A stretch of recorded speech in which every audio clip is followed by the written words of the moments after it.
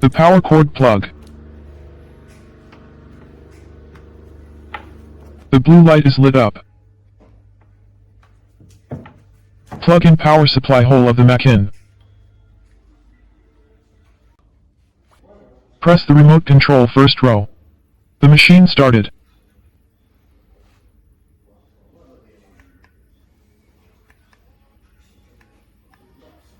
Press accelerated. Switching mode 2.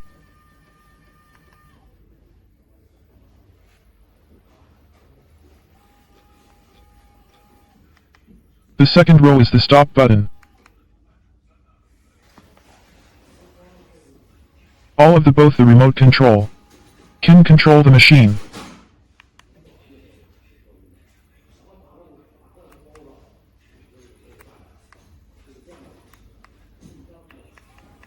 If the boot failure or remote control is not sensitive, please replace the battery.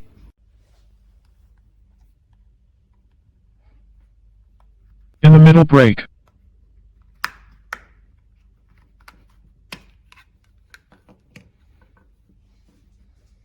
Black battery compartments.